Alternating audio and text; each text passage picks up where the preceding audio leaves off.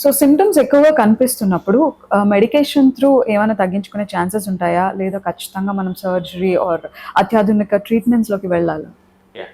Initial స్టేజెస్‌లో డెఫినెట్‌గా దీనికి కొన్ని బేసిక్ డ్రగ్స్ ఉంటాయమ్మా. ఫ్లావనాయిడ్స్ అని. They are okay. Basic antioxidants అంటాం గదా! మన టీలో గూడా ఇప్పుడు ఫ్లావనాయిడ్స్ రైట్. వస్తున్నాయి. రైట్. రైట్. సో, అలాంటి డ్రగ్సే ఉంటాయి దీనికి. హుహు. పెద్ద వేరే డ్రగ్స్ అనేవి ఏమి ఉండవు. It's like supplements. సో, హుహు. అవి ఇస్తాం డెఫినెట్‌గా ఇనీషియల్ స్టేజెస్‌లో వచ్చినోళ్ళకి. హ్మ్. సో, ఆ డ్రగ్స్ తర్వాత స్టాకింగ్స్ ప్రిస్క్రైబ్ చేస్తాం.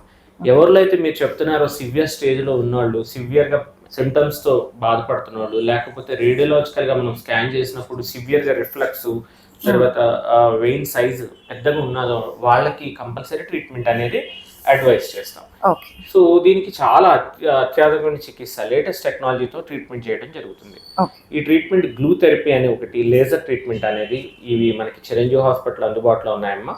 సో ఈ ట్రీట్మెంట్ ఆప్షన్స్ యొక్క ప్రత్యేకతలు ఏంటంటే దీనికి ఈ నొప్పి ఇవన్నీ కూడా ఒక చిన్న సూదితోనే కోత కుట్టు నొప్పి ఏమి లేకుండా మొత్తం ఈ ఇబ్బందులన్నీ కూడా ఒక చిన్న సూదితోనే ట్రీట్మెంట్ చేయడం జరుగుతుంది.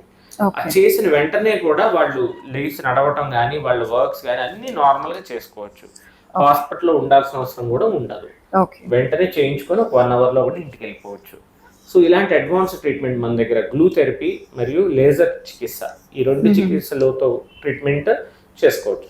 ఎవరిలో అయితే ఎర్లీ స్టేజెస్లోనే వాళ్ళకి క్లాక్స్ అనే ట్రీట్మెంట్ కూడా ఉంటుంది. అది కూడా డే కేర్ ప్రొసీజర్. ఓకే. ఆ రెటిక్యులర్ వెయిన్స్ అనేవి డెవలప్ అవుతాయి. దానివల్ల ఏంటంటే కొంచెం కాళ్ళల్లో ఈ స్పైడర్ వెయిన్స్ లా కనిపిస్తూ ఉంటాయి చాలా మందిలో. సో దానికి కూడా మనకి ఈ అడ్వాన్స్ ట్రీట్మెంట్ క్లాక్స్ అనేది అందుబాటులో ఉంది.